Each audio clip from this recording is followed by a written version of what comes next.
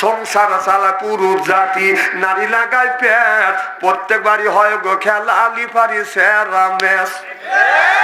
ঘরে জ্বালা বাইরে জ্বালা, জ্বালার নাইকা শেষ, নারী জাতি নষ্ট করলো সোনার বাংলাদেশ।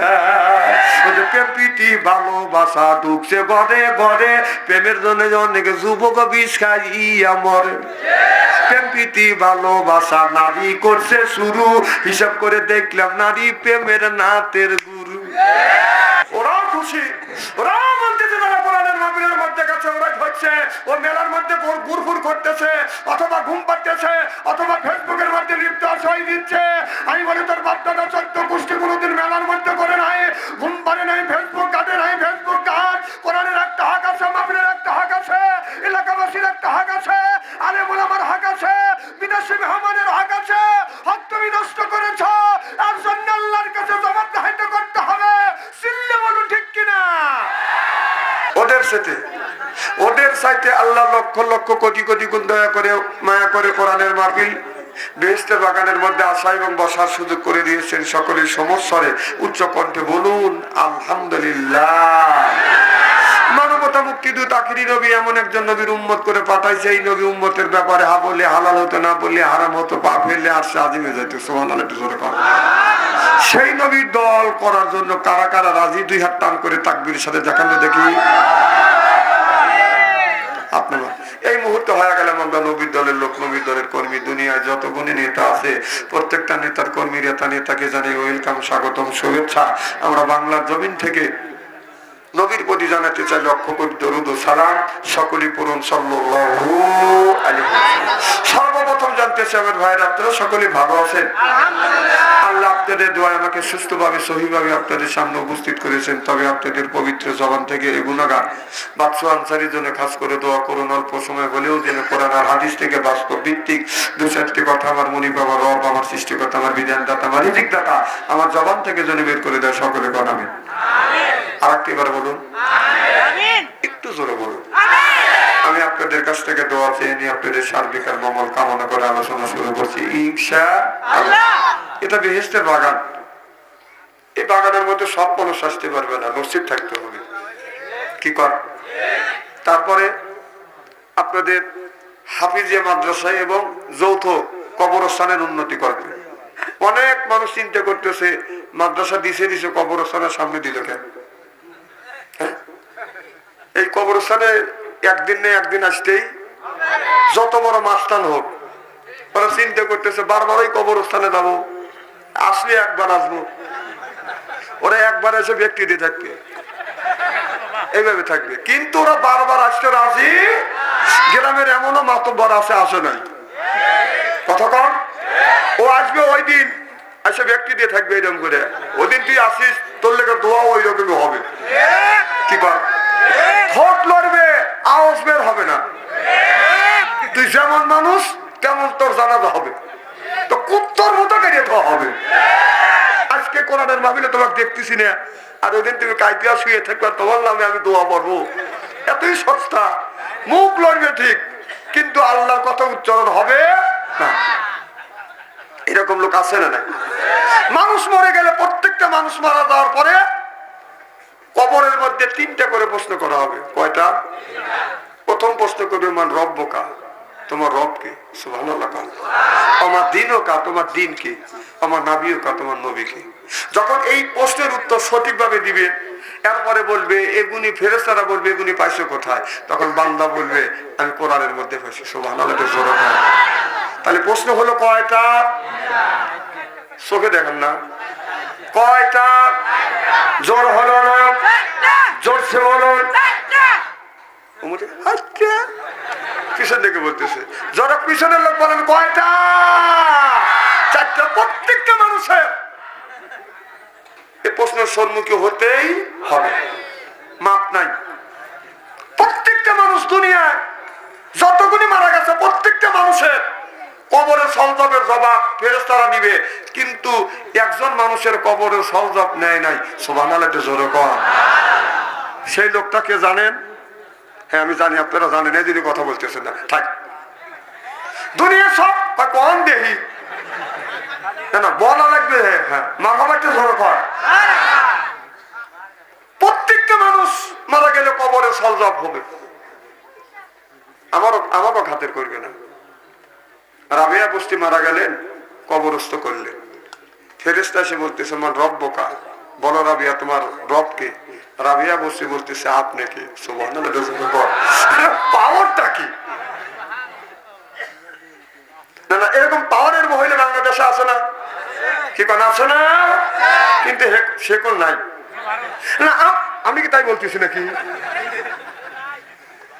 তার সেখানে যাওয়ার দরকার, সে সেখানেই, নসিবে ওখানে ছিল, ওখানে গেছে।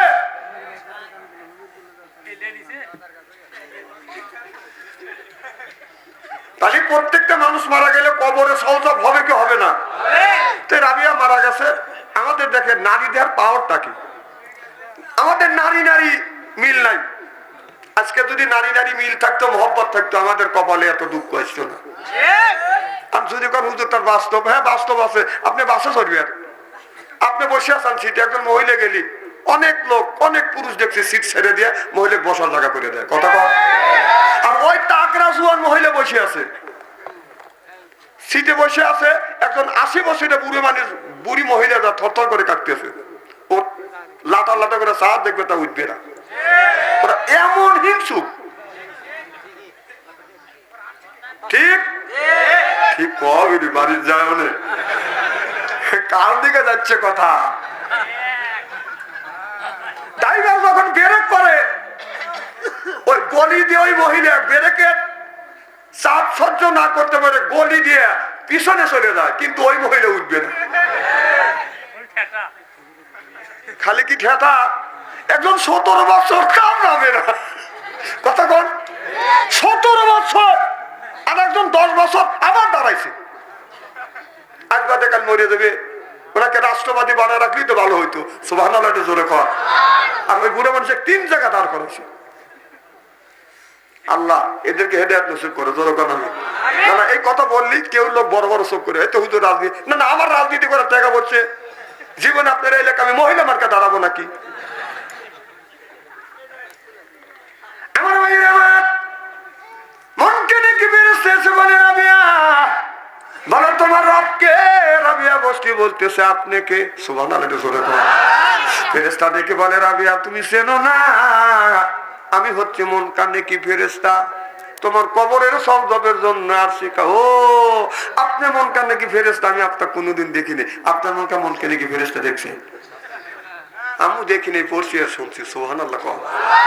রাবিয়া বসতি উত্তর করছে, রাবিয়া বলে ফেরেশতা রে, কি জন্য তুমি আমার কবরের মধ্যে আসছো? রাবিয়া বসতি বলতে, ফেরেশতা বলতেছে রাবিয়া আমি আসছি তোমার কবরের সওয়াবের জন্য। আমি বলছি বলো তোমার রবকে? রাবিয়া বসতি বলতেছে আমি যদি বলি রব আমার এই যে বুড়া মানুষ উঠে যেতে, এই যে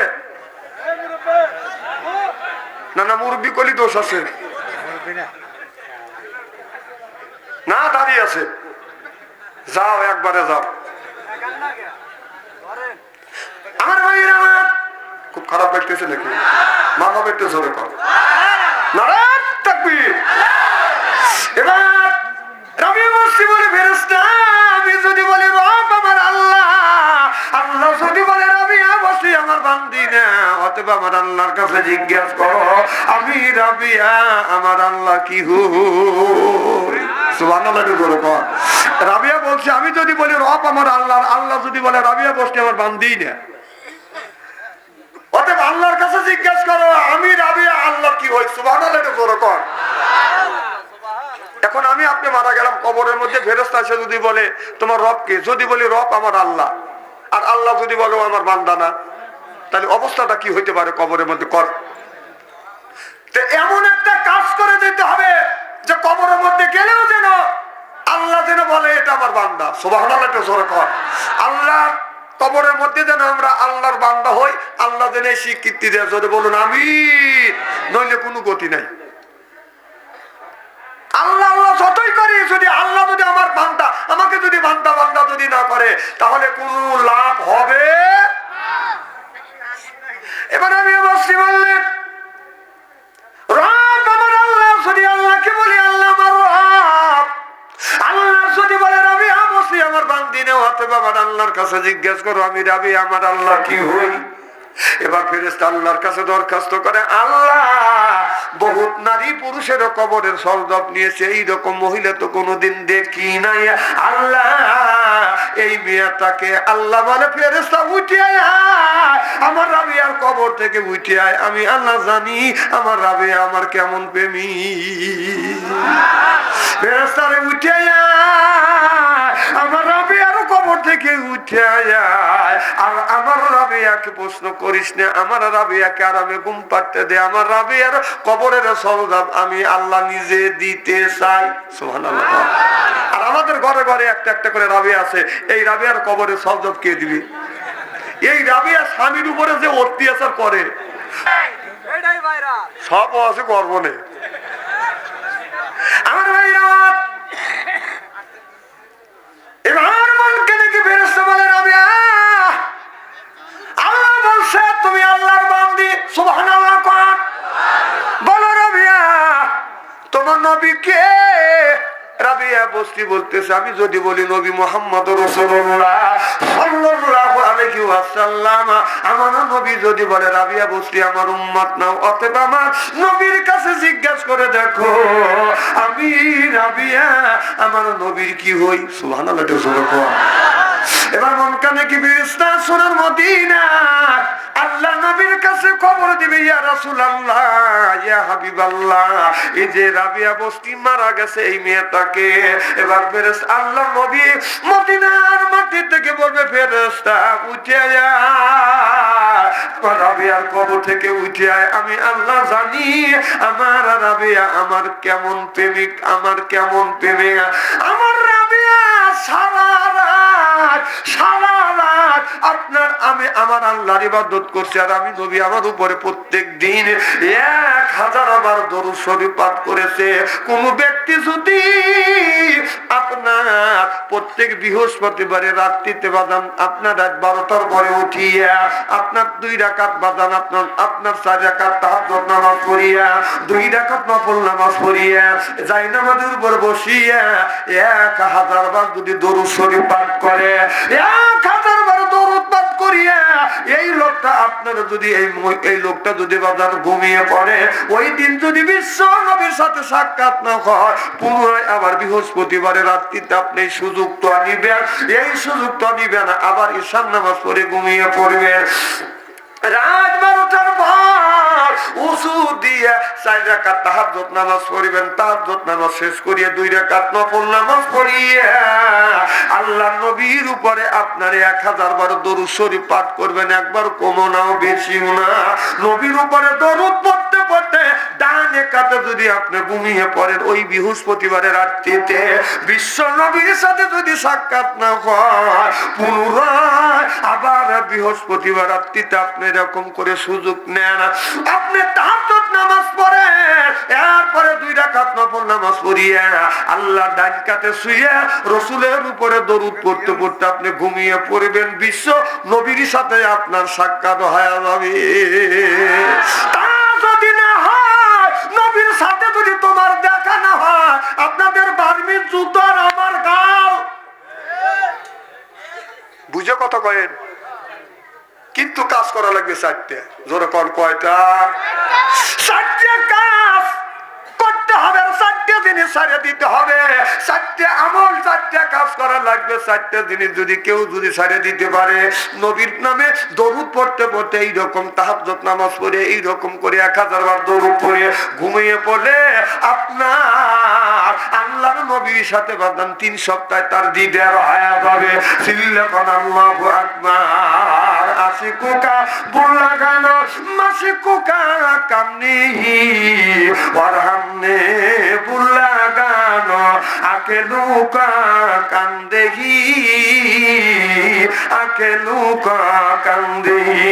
আশিক না হলে প্রেমিকের মর্যাদা বোঝা যায় না, প্রেমিকা না হলে বাদান প্রেমিকের কদর যারা জানা, এই জমিনে যারা আল্লাহ এবং আল্লাহ রাসূলের প্রেমিক হবে, ও বাজার নবী ওই লোকটাও যদি মারা যায়, কবরের মধ্যে যখন 3টে প্রশ্ন করবে, সরাসরি রাসূলের ছবিটাকে রাসূলকে বাদান কবরের মধ্যে বাদান হাজির করা হবে। চিল্লা কোন সুবহানাল্লাহ। না সুন্দর সুরময় একটা পথ মদিনার থেকে বাংলাদেশ পর্যন্ত একটা রাস্তা করে দিবে, রসুলকে দেখানো হবে। ও বাজার, কবরের মধ্যে যদি রসুলকে দেখানো হয়, ওই লোকটার কবরের গোড়া দাঁত মাফ করে দিবে কে? আশিকে আল্লাহ মাসুকে মুহাম্মদ, আশিকে আল্লাহ মাসুকে মুহাম্মদ, জামালে খোদা কামালে মুহাম্মদ। চিল্লাকান আল্লাহু আকবার। আমার ভাইরা, আমার এই রাবিয়া, আল্লাহর নবী বললেন ফেরেশতা উঠে আয়, আমার রাবিয়ার কবর থেকে উঠে আয়। আমি নবী জানি আমার রাবিয়া আমার কেমন প্রেমিক। রাবিয়া সারা রাত আপনার তাহাজ্জুদ নামাজ পড়ি, আমি নবী আমার উপরে 1000 বার দরুদ শরীফ পাঠ করছে। যখন দরুদ পাঠ করতে করতে যখন চোখে যখন তন্দ্রা আসছে, ঘুম আসছে, রাবিয়া ঝুমিয়ে ঝুমিয়ে বাদান পড়িয়া গেছে। রাবিয়া বলে সত্যি আমার ইবাদতে ডিস্টার্ব করবি। রাবিয়া বসতে কি করলে নিজের চুলটা রশি দিয়া বাঁধিয়া ঘরের আড়ার সাথে দলনার সাথে তীরের সাথে বেঁধে রাখলেন। আর আল্লাহ নবীর উপরে বাদান দরুদ পড়তে পড়তে যখন চোখে তন্দ্রা আসে, ঘুম আসে, ঝুমিয়ে পড়ে চুলে টান লাগে, রাবিয়া বস্তির ঘুম ভাঙে যায়। রাবিয়া বস্তি বলে চোখে ঘুমাসিস না, ওই দিন আর আমি ঘুমাবি যেদিন ওই মাটির কবরে রাবি। জোর পান সুবহানাল্লাহ। তাই ওই রাবিয়া সারা রাত ইবাদত করছে আল্লাহকে রসুলকে খুশি করবার জন্য। আর আমাদের রাবিয়ারা সারা রাত বাজান আপনার ফেসবুকের মধ্যে বাজান লিখতো আছে।